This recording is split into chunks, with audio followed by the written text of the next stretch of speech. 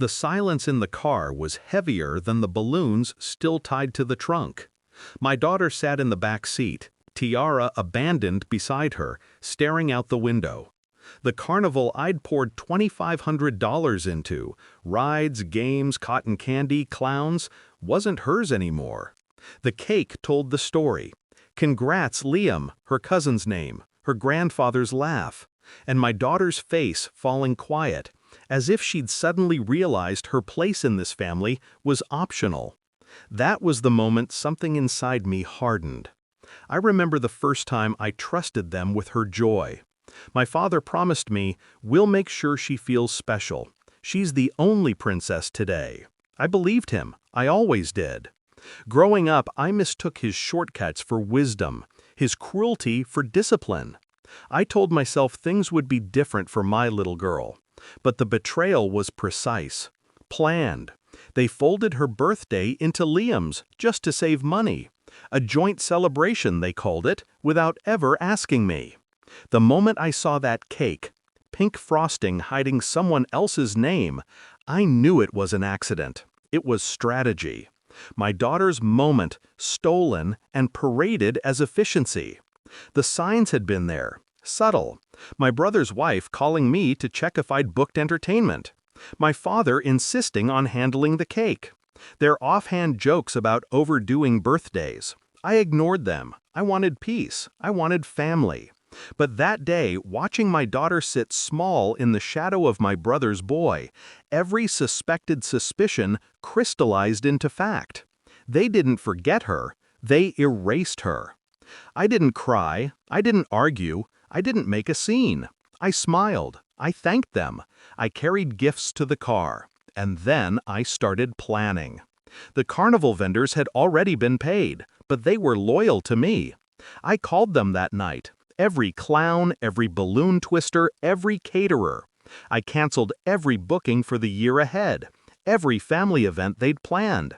Weddings, baby showers, reunions. My signature had been on the contracts, my card on the line. Without me, their gatherings would crumble. I called the photographer next. All the pictures from that day, every ride, every smile, every staged family moment were mine to release or bury. I chose silence. Let them explain to relatives why not a single photo surfaced of Liam's joint party. Money was my weapon, but silence was sharper.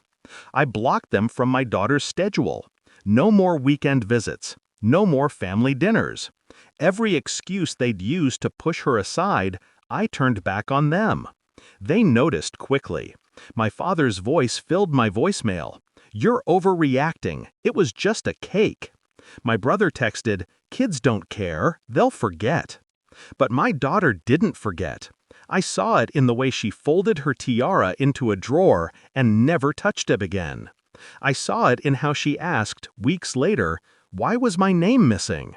That question cemented my revenge. The real strike came quietly. I planned my daughter's next birthday alone. Not a carnival, not a spectacle, just her.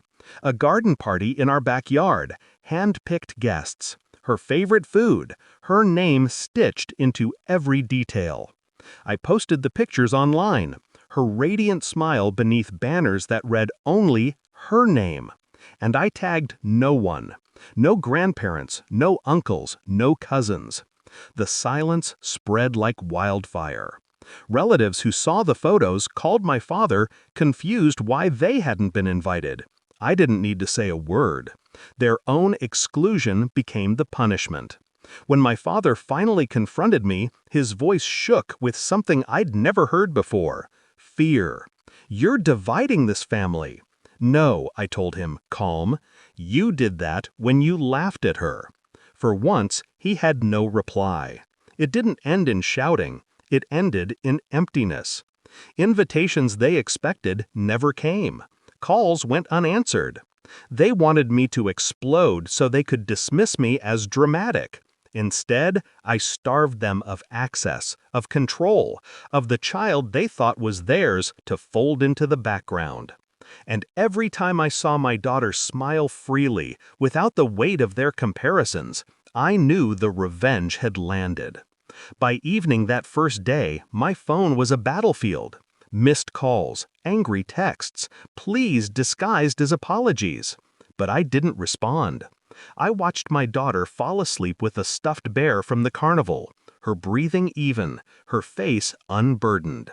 I'd been quiet my whole life, bending around their selfishness. That night, I realized silence isn't weakness, it's strategy. They thought they'd saved money by cutting my daughter's birthday in half. Instead, they cut themselves out of her life. Do I regret it? Not for a second. My revenge wasn't loud, it wasn't messy, it was surgical. I didn't need to destroy them, I just needed them to feel absence. The absence of the child they tried to erase. And every unanswered call, every empty seat at their gatherings, is a reminder I am not the daughter who accepts crumbs. I am the